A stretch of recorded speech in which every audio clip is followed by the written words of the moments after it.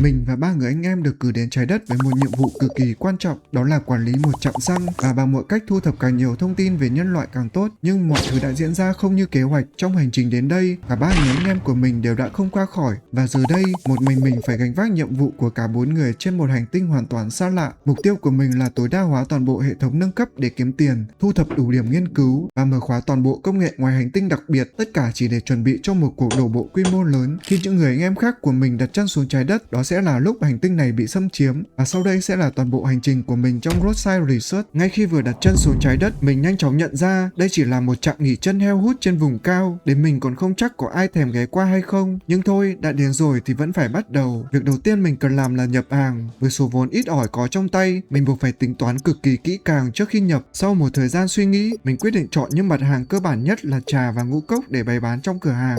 Đơn hàng gần như được giao đến ngay lập tức. Mình nhanh chóng xếp hàng lên kệ, điều chỉnh lại giá của sản phẩm, chuẩn bị mọi thứ thật chỉn chu trước khi bắt đầu. Khi mọi thứ đã sẵn sàng, mình bước ra cửa chính, mở cửa hàng và đứng đó chờ đón những vị khách đầu tiên ghé thăm cửa hàng của mình, hoặc là không. Mình đã chờ mãi đến tận hơn 8 giờ, cuối cùng cũng có những vị khách đầu tiên ghé thăm cửa hàng của mình. Nhưng mà có một vấn đề, những vị khách này khá là bừa bộn, rác vứt khắp nơi, từ trong cửa hàng cho tới ngoài cửa. Thế là mình phải lóc cóc đi dọn dẹp, nhặt từng món rác một để giữ cho cửa hàng luôn sạch sẽ. Cũng hơi vất vả thật, nhưng bù lại, mỗi món rác mình nhặt được lại mang về cho mình 20 điểm nghiên cứu. Với số điểm này, mình có thể dùng chúng để mở khóa hệ thống nâng cấp ngoài hành tinh, từ đó nhận được những công cụ đặc biệt giúp mình quan sát và phân tích hành vi của con người một cách hiệu quả hơn. Nhưng đó là chuyện của sau này, còn ngay bây giờ, ưu tiên hàng đầu của mình vẫn là bán hàng cho thật ổn định và tiếp tục nhặt rác, vừa kiếm tiền, vừa để thu hút thêm khách hàng tới cửa hàng, từng bước một hoàn thành nhiệm vụ của mình trên hành tinh này. Ngày đầu tiên, lượng khách ghé qua còn khá ít, nhưng trộm vía, việc buôn bán lại thuận lợi hơn mình nghĩ rất nhiều. Mới chỉ phục vụ khoảng 4 vị khách đầu tiên thôi mà mình đã thu về hơn 100 đô, gần như lấy lại toàn bộ số vốn ban đầu. Một khởi đầu không tệ chút nào. Có tiền trong tay, đương nhiên là mình lại tiếp tục nhập thêm hàng để lấp đầy các kệ trong cửa hàng. Và với tình hình hiện tại, mình vẫn quyết định trung thành với mặt hàng chủ lực là trà và ngũ cốc. Đơn giản là chúng dễ bán và quan trọng hơn hết là phù hợp với túi tiền của mình lúc này.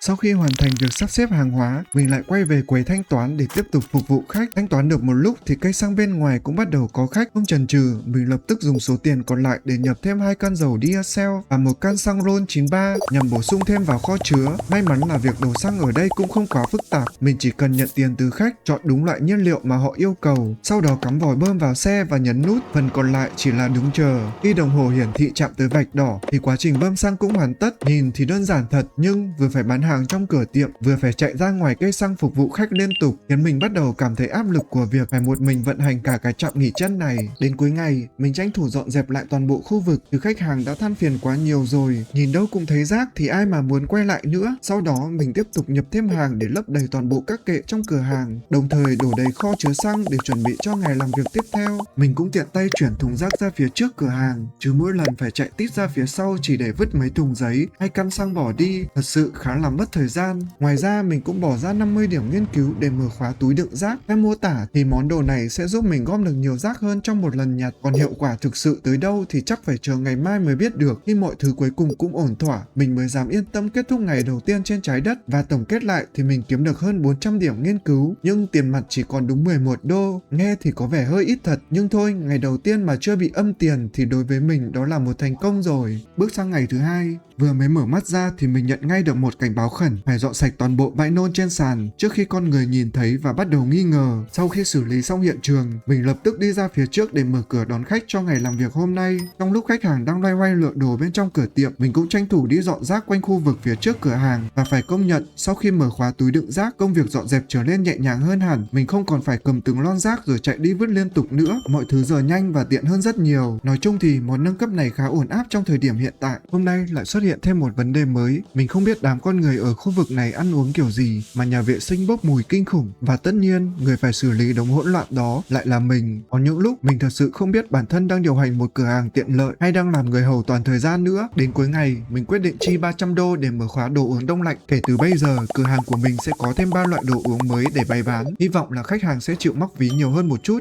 Không chỉ vậy, mình còn dùng số điểm nghiên cứu tích góp được để mở khóa một món công nghệ ngoài hành tinh mới, đó là máy ảnh. Chiếc máy này cho phép mình chụp chụp lại những mục tiêu được hệ thống chỉ định và mỗi bức ảnh chính xác sẽ mang về cho mình thêm điểm nghiên cứu. Nói cách khác, giờ đây mình không còn phải phụ thuộc hoàn toàn vào việc đi nhặt rác mỗi ngày nữa. Nếu sử dụng tốt chiếc máy ảnh này, lượng điểm nghiên cứu mình kiếm được trong ngày sẽ tăng lên đáng kể. Tổng kết lại ngày hôm nay, mọi thứ cuối cùng cũng bắt đầu đi vào ổn định, cửa hàng kiếm được nhiều tiền hơn trước, lượng khách ghé qua cũng đông hơn. Có lẽ nhờ những đánh giá khá tích cực từ con người, ít nhất thì những nỗ lực dọn dẹp, phục vụ và quản lý của mình cũng bắt đầu có kết quả. Ngày thứ 3, sau khi mở cửa hàng, mình lập tức mang theo chiếc máy ảnh ngoài hành tinh vừa mới mở khóa để bắt đầu nhiệm vụ nghiên cứu con người. Những mục tiêu cần chụp sẽ xuất hiện dấu hiệu ngay trên đầu và mỗi lần chụp ảnh thành công, mình sẽ nhận được 35 điểm nghiên cứu. Đặc biệt hơn, nếu hoàn thành nhiệm vụ với 3 vị khách đầu tiên trong ngày, mình còn được thưởng thêm tận 65 điểm nữa. Trong lúc dình chụp ảnh, mình cũng tranh thủ đổ xăng, dọn dẹp và tính tiền để kiếm thêm thu nhập mở rộng cửa hàng nữa. Đang dọn dẹp thì mình bị một ông khách đẩy thẳng vào trong nhà vệ sinh rồi khóa cửa lại. Mình tìm mọi cách để thoát ra nhưng hoàn toàn vô ích. Cuối cùng đành phải đứng đó nhìn ông ta thản nhiên giải quyết nỗi buồn. Cay thật sự.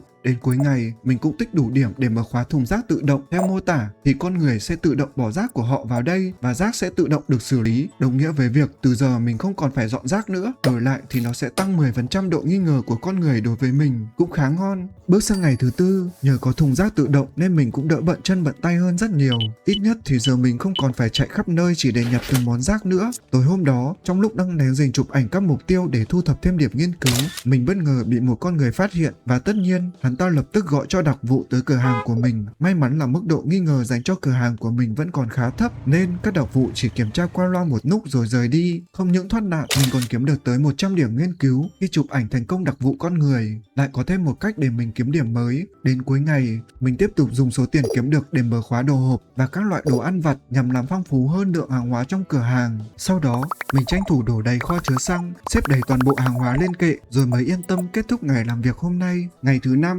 đặc vụ con người lại một lần nữa ghé thăm cửa hàng của mình và tất nhiên mình lại tranh thủ bỏ túi thêm 100 điểm nghiên cứu nữa. Sau khi đặc vụ rời đi, mình lại tiếp tục quay về với guồng công việc quen thuộc, chụp ảnh, thanh toán và đổ xăng cho con người. Càng về sau, lượng hàng hóa nhập về càng ngày càng nhiều, khiến cửa hàng bắt đầu trở nên chật chội hơn. Vì vậy, mình quyết định đầu tư thêm vài kệ hàng mới, đồng thời sắp xếp toàn bộ số hàng còn dư thành một kho nhỏ phía sau cửa hàng để mọi thứ trông gọn gàng hơn một chút. Cửa hàng của mình bây giờ bắt đầu có cảm giác giống một cơ sở kinh doanh thật sự rồi. Bước sang ngày thứ 6, cuối cùng mình cũng tích đủ 3.000 điểm nghiên cứu để mở khóa một công nghệ mới, đó là robot lau sàn tự động. Theo phần mô tả, con robot này sẽ giúp cửa hàng của mình luôn sạch sẽ, đồng nghĩa với việc mình không cần phải chạy đi chạy lại lau dọn liên tục nữa. Nhưng có một vấn đề là để mua được nó, mình phải bỏ ra tận 500 đô, trong khi túi tiền của mình hiện tại chỉ còn hơn 100 đô. Thôi thì mình lại tiếp tục kiêm lao công, kiêm chủ cửa hàng vậy. Cho đến cuối ngày, mình quyết định chuyển luôn thùng rác bên ngoài vào một góc phía trong nhà để cửa hàng trông gọn hơn một chút. Và quan trọng nhất, mình cuối cùng cũng đủ tiền để mua robot lau sàn tự động. Hy vọng là món đồ này sẽ hoạt động đúng với quảng cáo. Chứ nếu bỏ ra 500 đô mà vẫn phải tự tay lau nhà thì mình thật sự không biết phải nói gì nữa. Sau đó, mình lại tiếp tục công việc quen thuộc mỗi tối, đó là nhập thêm hàng, sắp xếp toàn bộ sản phẩm lên kệ và chuẩn bị sẵn sàng cho ngày làm việc tiếp theo. Ngày thứ 7, nhờ có robot dọn dẹp tự động nên mình không còn phải cầm cây cọ đi trà bồn cầu nữa. Nhờ vậy, mình có thể tập trung hoàn toàn vào hai công việc quan trọng nhất là kinh doanh và âm thầm chụp trộm con người. Trong ngày hôm nay, mình cũng quyết định chi thêm 300 đô để mở khóa đồ cắm trại. Nghe thì hoành tráng vậy thôi, chứ thực tế để mở bán thêm bình ga mini và cốc giữ nhiệt cho con người. Ngay sau khi mở khóa, mình lập tức bố trí thêm kệ hàng mới và tất nhiên tăng giá sản phẩm thêm 10% so với giá thị trường để kiếm thêm lợi nhuận. Dù sao thì bọn họ cũng đâu biết mình là người ngoài hành tinh. Đến cuối ngày, mình tiếp tục đầu tư mở khóa thêm đậu nướng đóng hộp và cá hộp nhằm đa dạng hàng hóa trong cửa hàng. Ngoài ra, mình còn bỏ ra 1.250 điểm nghiên cứu để mở khóa công nghệ người bơm hơi quảng cáo. Theo mô tả, thứ này sẽ giúp tăng thêm 10% lượng khách ghé thăm cửa hàng mỗi ngày và nếu nó thật sự hiệu quả thì việc kiếm tiền trên trái đất sẽ còn dễ dàng hơn rất nhiều. Ngày thứ 8, mọi thứ vẫn diễn ra khá bình thường. Mình vẫn bắt đầu với công việc hàng ngày. Đến giữa trưa, sau khi tiếp xong đợt khách đầu tiên thì mình cũng đủ tiền xây dựng người bơm hơi quảng cáo phía trước cửa hàng và phải công nhận thứ này đúng là nổi bật thật. Nhưng cũng chính từ đó, mức độ khả nghi dành cho cửa hàng của mình tăng thêm một cấp. Các đặc vụ con người bắt đầu xuất hiện thường xuyên hơn, thậm chí còn tự ý phá hủy những món đồ mà họ nghi ngờ có liên quan tới công nghệ ngoài hành tinh.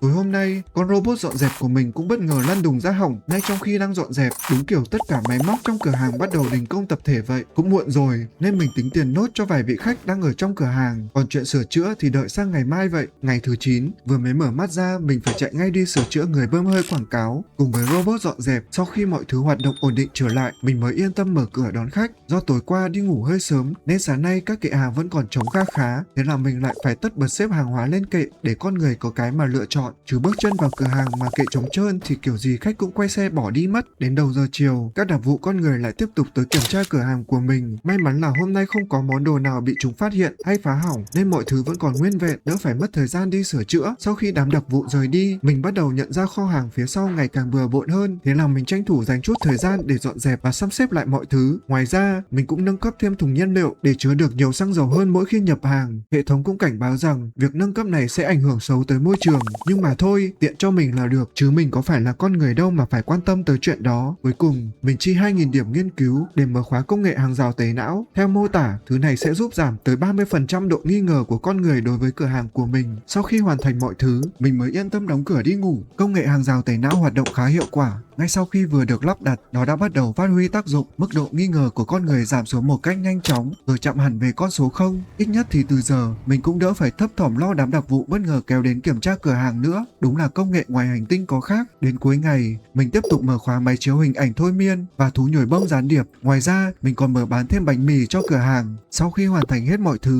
mình tranh thủ xếp lại toàn bộ kệ bày hàng một chút, chứ mọi thứ đã trở nên chật chội quá rồi. Ngày thứ 11, mình quyết định xây dựng máy chiếu hình ảnh thôi miên ngay bên cạnh hàng rào tẩy não. Thiết bị này sẽ khiến con người chấp nhận mức giá cao hơn 10% so với giá thị trường mà không hề nghi ngờ gì. Nhờ hiệu quả của nó mà hàng hóa trong cửa hàng bán sạch liên tục, khiến mình phải nhập thêm đồ không ngừng để kịp phục vụ khách hàng. Nhưng dù đã cố gắng xoay sở liên tục cả ngày, đến cuối ngày tổng kết, hệ thống vẫn thông báo có 3 vị khách bỏ đi vì không tìm thấy món hàng mà họ muốn mua. Chắc mình phải chú ý hơn mới được. Mỗi khi bán được một con thú nhồi bông gián điệp, mình sẽ nhận được 20 điểm nghiên cứu con người, nhưng đổi lại, mức độ nghi ngờ của con người đối với cửa hàng của mình cứ tăng lên rồi lại giảm xuống liên tục. Mình cũng cảm thấy con người ở khu vực này ăn bánh mì thay cơm hay sao ấy. Cứ mỗi lần mình quay sang nhìn kệ bánh mì là lại thấy gần như trống trơn. Riêng trong ngày hôm nay, mình đã phải nhập thêm bánh mì tới tận mấy lần mới đủ hàng bán cho khách. Đến cuối ngày thứ 12, cuối cùng mình cũng tích đủ điểm để nghiên cứu công nghệ Scanner 2.0. Công nghệ này sẽ giúp nâng cấp thùng rác tự động của mình, cho phép nó thu thập DNA của con người, từ đó giúp mình kiếm thêm điểm nghiên cứu. Không chỉ vậy, mình còn quyết định chi tới 1.100 đô để mở rộng cửa hàng. Sau khi mở rộng, không gian bên trong trở nên rộng rãi hơn hẳn, và tất nhiên mình cũng bố trí lại kệ hàng một chút rồi mới yên tâm đi ngủ. Ngày thứ 13 trôi qua khá yên bình nhờ có nâng cấp công nghệ Scanner 2.0 mà giờ đây mỗi khi con người ném đồ vào thùng rác tự động thì mình sẽ nhận được tới 40 điểm nghiên cứu, nhiều gấp đôi so với trước đây. Nhờ vậy, tổng kết cuối ngày hôm nay mình kiếm được tới 1.300 điểm nghiên cứu cùng với khoảng 1.000 đô tiền mặt. Cứ đà này thì nhiệm vụ chiếm lấy trái đất sẽ sớm hoàn thành thôi. Ngày thứ 14, vừa mới mở mắt ra, mình đã nhận ngay được một tin nhắn từ người cha ở ngoài không gian. Ông ta nhắn chỉ để khoe chiến tích khi đang ở độ tuổi của mình và thúc giục mình nhanh chóng chiếm lấy trái đất. Đến giữa trưa, mình quyết định chi ra 2.500 điểm nghiên cứu để mở khóa máy quay. Chiếc máy quay này dùng để ghi lại hành vi thường ngày của con người. Nếu quay thành công mà không bị con người phát hiện, mình sẽ nhận được rất nhiều điểm nghiên cứu. Nhưng ngược lại, chỉ cần bị phát hiện thôi là mức độ nghi ngờ của con người đối với mình sẽ tăng vọt lên một cách nhanh chóng. May mà lúc mình bị phát hiện đã là cuối ngày rồi, nếu không, đặc vụ con người sẽ kéo đến ngay lập tức. Mình lại phải đợi họ kiểm tra xong mới được đóng cửa hàng. Bước sang ngày thứ 15, việc đầu tiên mình làm là di chuyển máy uống nước sang một góc kín đáo hơn, chứ vị trí cũ quá lộ liễu, quay kiểu gì con người cũng phát hiện ra mình. Nhưng mọi chuyện vẫn không hề suôn sẻ. Trong lúc đang quay lén, mình lại bị phát hiện ngay tại chỗ. Mức độ nghi ngờ của con người tăng vọt lên tận 2 cấp, từ kiểm tra thông thường chuyển hẳn sang cấp độ thẩm vấn. Lần này, bài kiểm tra dành cho mình là thở giống con người. Mình phải canh cho vòng tròn màu xanh chạy tới đúng ô màu trắng, rồi nhấn đủ 15 lần để giả vờ hô hấp như một con người bình thường thì mới vượt qua bài kiểm tra. Sau khi thoát được đám đặc vụ, mình quyết định mở khóa thêm quầy thanh toán tự động, dù phải bỏ ra tới 500 đô để mua, nhưng đổi lại toàn bộ quá trình thanh toán sẽ được tự động hóa hoàn toàn. Điều đó đồng nghĩa với việc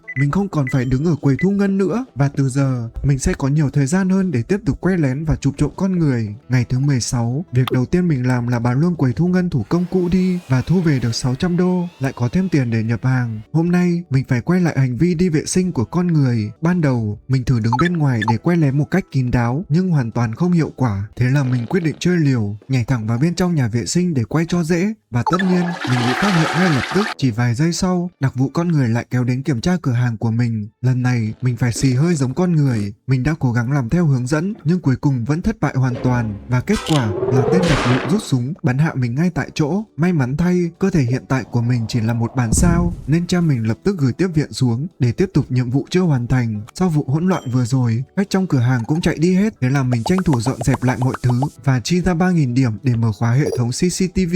Công nghệ này sẽ tự động quay lại hành vi thường ngày của con người mà không cần mình phải tự đi rình nữa. Ngày thứ 17, do tối qua quên mất không bày hàng lên kệ nên ngay từ sáng sớm mình đã phải cắm cúi làm bù. Sau khi xử lý xong đống hàng hóa, mình tiếp tục nâng cấp hệ thống máy bơm xăng. Từ bây giờ, mình có thể phục vụ 2 khách hàng cùng một lúc thay vì từng người một như trước đây. Ngày hôm nay, bắt đầu xuất hiện thêm con người có trí tuệ thấp tới mua hàng. Họ hoàn toàn không biết cách sử dụng quầy thanh toán tự động, thậm chí còn đứng ngơ ra. Cuối cùng, mình phải tự tay xử lý thủ công để tránh những con người khác phải chờ lâu mà bỏ đi. Mình cứ tưởng mọi thứ đã tự động hoàn toàn rồi nữa chứ.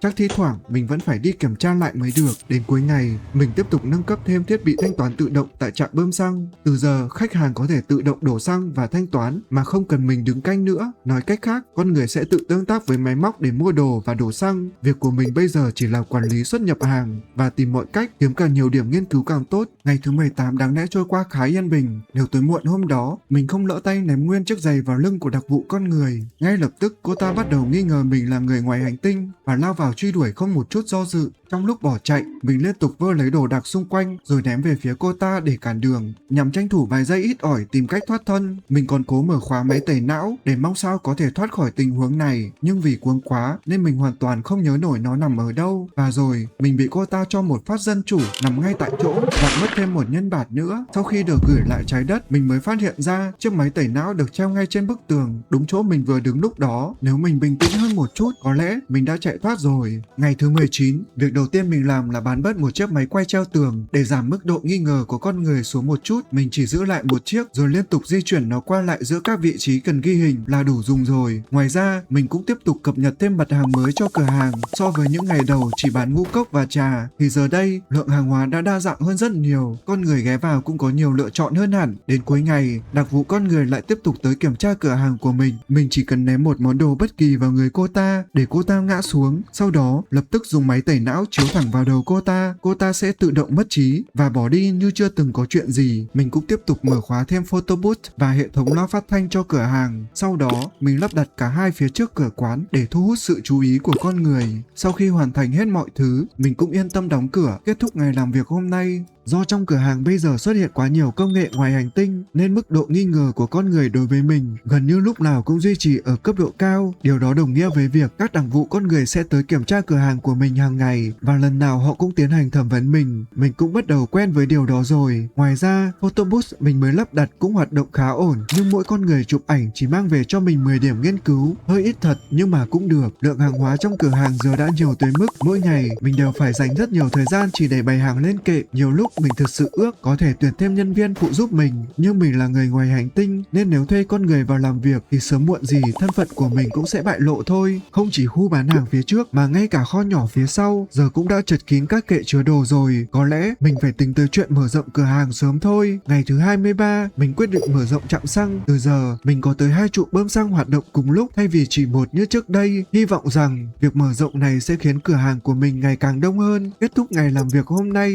mình kiếm được hơn 2.000 đô cùng với gần 4.000 điểm nghiên cứu. Đây là con số cao nhất của mình từng đạt được kể từ ngày đặt chân xuống trái đất tới giờ. Ngày thứ 24, do vẫn chưa đủ tiền để mua máy thanh toán tự động cho trụ xăng thứ hai nên mình vẫn phải tự túc trực ngoài sân để đổ xăng cho con người. Sau một thời gian cày cuốc, cuối cùng mình cũng tích đủ 10.000 điểm nghiên cứu để mở khóa máy thăm dò. Nghe tên thì có vẻ khoa học lắm, nhưng thực chất nó là máy đút con người. Và để sử dụng được món đồ này, mình phải lèn được phía sau mục tiêu để tránh bị phát hiện. Mình phải mơn trớn xung quanh. Tới khi chiếc máy rung lên một cách dữ dội thì đó chính là lúc mình chớp lấy thời cơ mà đút vào. Sau khi thực hiện thành công loạt hành động trên thì mình sẽ nhận được tới 590 điểm nghiên cứu, khá ngon trong thời điểm hiện tại. Ngày thứ 25, mình gần như túc trực liên tục ở khu vực trạm xăng chỉ để chờ con người ghé tới đổ nhiên liệu, và tất nhiên mục đích chính không chỉ là bán xăng. Mỗi khi có cơ hội thích hợp, mình lại tranh thủ sử dụng máy đút để thu thập điểm nghiên cứu từ con người. Chỉ trong một ngày, lượng điểm nghiên cứu mình kiếm được tăng lên một cách nhanh chóng. Đến cuối buổi tổng kết, mình đã thu về hơn 5.000 điểm nghiên cứu, gần như gấp đôi số lượng điểm kiếm được trong các ngày trước đó. Nếu tiếp tục giữ vững tốc độ này thì mình sẽ sớm mở khóa toàn bộ công nghệ ngoài hành tinh và kế hoạch chiếm lấy hành tinh này sẽ nhanh chóng được bắt đầu. Ngày thứ 26, trong lúc một nữ đặc vụ đang kiểm tra cửa hàng của mình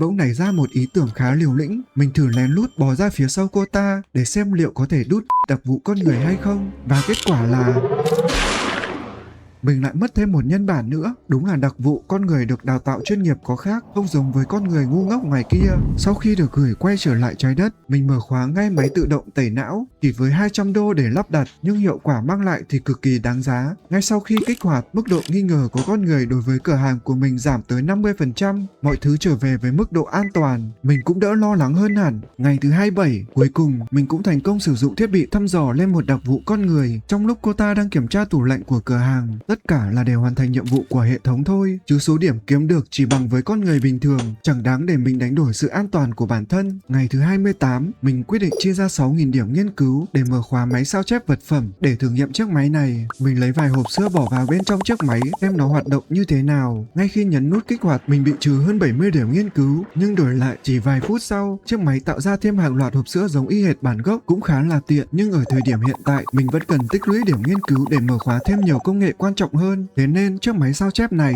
chắc tạm thời mình vẫn chưa dùng đến nhiều. Đến cuối ngày hôm nay, mình quyết định mở khóa thêm quyền bán kem cho cửa hàng. Nóng như thế này mà có một cây kem mát lạnh thì cứ phải gọi là tuyệt vời. Có lẽ cũng chính vì vậy mà trong ngày hôm sau, các loại kem trong cửa hàng của mình lúc nào cũng cháy hàng. Mình cứ phải canh để nhập hàng liên tục thì mới kịp tốc độ mua hàng của con người. Ngày thứ 30, cuối cùng mình cũng tích đủ tiền để mở rộng cửa hàng thêm một lần nữa. Sau khi đợi toàn bộ khách hàng rời đi hết, mình bắt đầu dành toàn bộ thời gian còn lại trong ngày chỉ để sắp xếp lại cửa hàng. Từ các kệ bày hàng, khu thanh toán cho tới lối đi bên trong, mọi thứ đều được mình bố trí lại gần như từ đầu. Ngoài ra, mình cũng quyết định di chuyển kho chứa ra phía trước cửa hàng để tiện lấy hàng hơn trong lúc bán. Dù nhìn tổng thể không được đẹp mắt cho lắm, nhưng ít nhất mình không còn phải chất hàng hóa la liệt trên nền đất nữa. Vậy là đủ rồi. Những ngày tiếp theo trôi qua khá yên bình, mình vẫn đều đặn lặp lại guồng công việc quen thuộc mỗi ngày, nhập thêm hàng hóa, chụp ảnh và tất nhiên là vẫn đút con người. Mỗi khi các đặc vụ ghé thăm cửa hàng của mình dùng ngay máy tẩy não tiễn họ về ngay cho đỡ phiền phức. Nhờ đó mà số tiền và điểm nghiên cứu mình kiếm được ngày càng nhiều. Trong số những công nghệ ngoài hành tinh mà mình mở khóa được, có một món đồ nhìn khá là khó nói, thoạt nhìn thì nó giống hệt cái ấy của con người. Theo mình tìm hiểu thì nó là máy điều tra hậu môn tự động, nó sẽ tự hoạt động khi con người đi qua. Tuy nhiên, sau mỗi lần kích hoạt, mình phải chạy ra cài đặt lại thủ công để nó có thể tiếp tục hoạt động. Đổi lại thì mức độ nghi ngờ của con người đối với mình chỉ tăng thêm khoảng 5%. Nhìn cách nó hoạt động chẳng khác gì mấy hộp quà lò xo mà trẻ con hay chơi cả, khá là thú vị. Ngày thứ 36, mình mở khóa thiết bị thăm dò tự động. Thực chất thì nó chỉ là nhà vệ sinh có gắn sẵn máy thông